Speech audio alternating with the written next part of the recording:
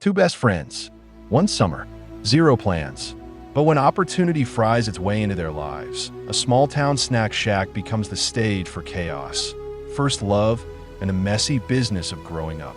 Throughout this video, we're going to be discussing what happens in it, and I'm kicking things off with a punchy three-word recap: nostalgia, chaos, and heart. I'll also share timeless themes like friendship and loyalty, the hustle culture of youth, and coming of age. Of course, I'll also drop some slick flick facts and hidden details along the way, plus my final verdict to help you decide if this movie is a must-watch or a pass. Let's start. Two middle schoolers, AJ and Moose, they dreamed of becoming rich beyond belief. To celebrate their dog racing win, AJ and Moose bought brand new shoes. When they got back to AJ's house, they sat down to eat together. It wasn't long before AJ's parents discovered their antics. They were enraged after receiving word that AJ and Moose had been spotted smoking and gambling at the track earlier. They reminded the boys that they were only 14 and still dependent on their parents for pocket money, far too young to act superior. Seeing AJ's parents fuming, Moose panicked and bolted in fear. But instead of learning a lesson, the two fools were later spotted hanging out on the roof, casually smoking cigarettes together. After Moose left, a beautiful girl named Brooke moved into the neighboring house, and AJ was instantly infatuated. The next day, while AJ and Moose were walking back from the supermarket, chatting about their budding business, they were suddenly drenched with water by their classmate Randy. Randy was AJ and Moose's arch rival, and they were constantly pranking and bullying each other. After Randy left, an old friend of AJ's named Shane appeared. AJ was overjoyed to see him. The three of them walked together, catching up and reminiscing. Shane was like an older brother to them, a soldier who had just returned from overseas duty. They eventually decided to visit the city swimming pool. Shane had taken a summer job as a lifeguard there to stay busy during his break. Since the pool wasn't open yet, Shane invited them in for a swim. Inside, they noticed an empty concession stand. When they asked Shane about it, he explained that the pool would open the following week and run until summer ended. The stand hadn't been rented yet. Since the pool was city-owned, Shane suggested they visit the mayor's office. The mayor was holding an auction for the stand the day after tomorrow, and the winning bidder would get to run it. Shane wasn't sure of the rental price, but suggested they track down last year's tenants for details. The following morning, AJ was stuck mowing the lawn as punishment when the pretty girl from yesterday, Brooke, approached him. AJ, who suffered from pollen allergies, kept sneezing uncontrollably in front of her. Amused by his expressions, Brooke snapped his picture. That evening, AJ and Moose met Fred and Steve, the men who had rented the concession stand the year before. AJ asked about the rent. They said it was $3,000, but warned the boys not to expect much at the auction tomorrow. They claimed to be regulars and hinted the mayor favored them, giving them an advantage. Hearing this, AJ and Moose refused to quit. Back home, they brainstormed their plan. Moose believed the packed pool would guarantee their homemade beer sold like crazy, making them rich fast. Determined, they had to win that stand. Moose suggested using AJ's savings to secure it, promising to repay him once they broke even. The next day, AJ and Moose wasted no time. They rushed to the bank, withdrawing every cent from AJ's account, and then hurried straight to the mayor's office. When the auction began, AJ and Moose burst in and, without hesitation, presented a briefcase crammed with $33,000 in cash. The committee was stunned and immediately declared them the winners. When AJ got home, his parents were livid. The bank had called, asking about AJ's sudden withdrawal of $33,000. It was money his parents had carefully saved for AJ's college tuition and car payments for his father. In the middle of their furious scolding, Moose's father called to report that his son had secretly been brewing alcohol.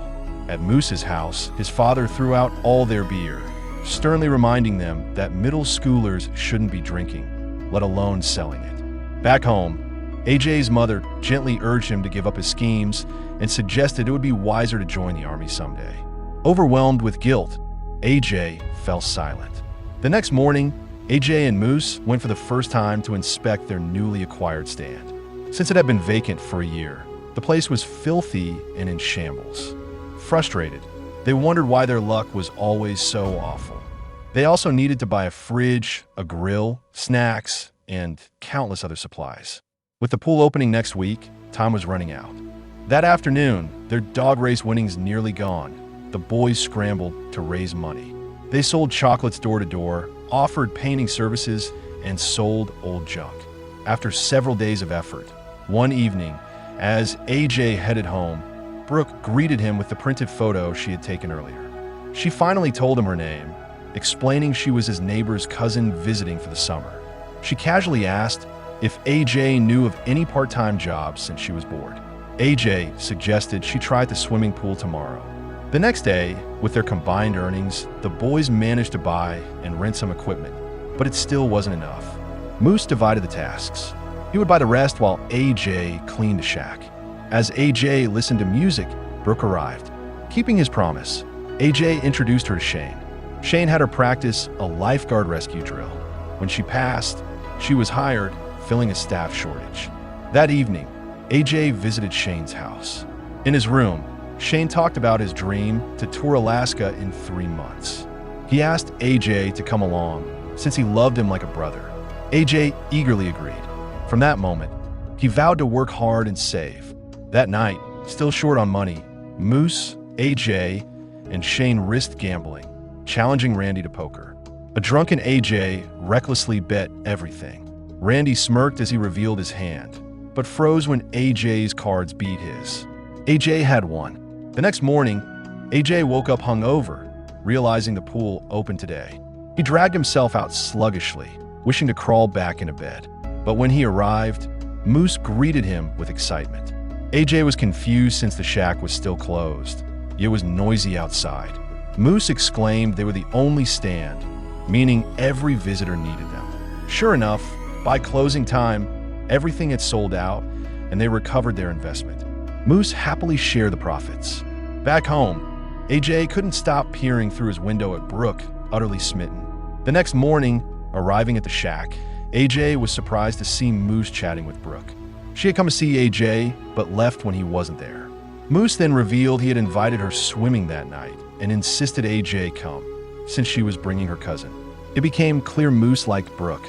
That night at the pool, watching them close together, AJ couldn't help but feel jealous. The next day, Moose excused himself, saying he was going to confess to Brooke. AJ's jealousy grew, though he knew she wasn't his. When 2 kids ordered hot dogs, AJ vented his frustration by squirting a curse word in ketchup. Soon, more kids came, asking for hot dogs with the same word. The shack quickly filled up. Day by day, AJ's savings grew. Despite his heartache, his friendship with Moose stayed strong. One afternoon, Randy came to buy a hot dog, and he and AJ nearly fought. Luckily, Shane stepped in, beating Randy down. That evening, after closing, AJ and Moose split their earnings. But on their way home, Randy and his friends ambushed them, leaving them bruised. When AJ limped home, Brooke called from her porch, asking for help painting her toenails. In that moment, they grew closer. She told him she knew he was jealous of her and Moose, but assured him Moose wasn't her type. She hinted her heart was with someone else. Sadly, AJ missed her hints. Before dinner, AJ proudly returned his father's money, adding an extra $100, and even gifted his parents VIP concert tickets to see their favorite band. Overwhelmed, they shed tears of joy. That night, Moose called, inviting AJ out, but AJ declined, saying he was tired. As he lounged watching TV, Brooke threw a pebble at his window, inviting him out. AJ happily agreed. Walking together alone for the first time, he felt nervous. Midway, Shane drove by and invited them to a party at an abandoned theater. With nowhere else to go, they joined. While AJ and Brooke talked privately, Moose suddenly appeared, catching them. He looked crushed. Before anyone could explain, police raided the place. Everyone scrambled to escape. AJ, Brooke, and Moose hid behind the screen and luckily weren't caught. The next morning at the shack, tension filled the air. Soon Shane stopped by, noticing their sour mood. Guessing it was about a girl, he reminded AJ that fights over love were normal, but friends should compete fairly. In his view, Brooke liked AJ, if only he'd be bolder. He also invited AJ to his party that night, urging him to confess. Encouraged, AJ felt confident. That night, he confessed to Brooke, who was thrilled.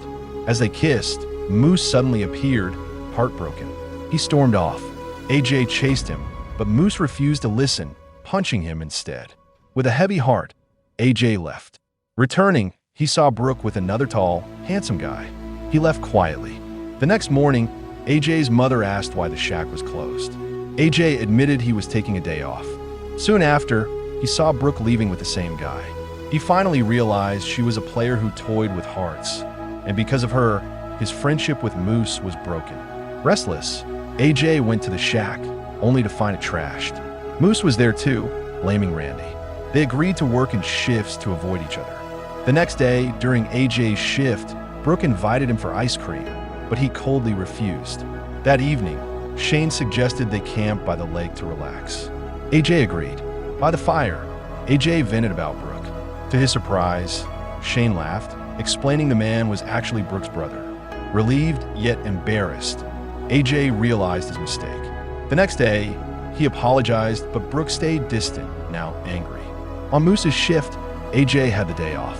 That afternoon, as he mowed the lawn, Shane stopped by.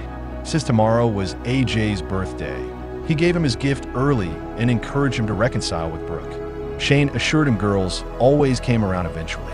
AJ's spirits lifted. Shane then said goodbye, heading out of town. Not long after, Shane's words rang true. Brooke came over, wanting to make amends.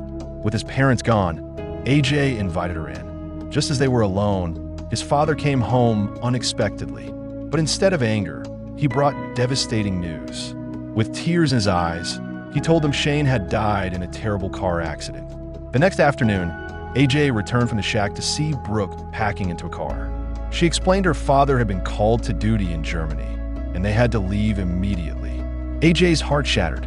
In parting, Brooke gave him a handkerchief for when he sneezed mowing the lawn, and a photo of him with Shane. Though AJ longed to talk, her father rushed him away. After a tearful goodbye, Brooke left. As AJ turned to go inside, he saw his father sitting quietly. Seeing his son's pain, his father invited him to sit. At last, he allowed AJ to drink a beer. Together they sat, watching the sunset. The next morning, AJ went to the shack and found Moose already there.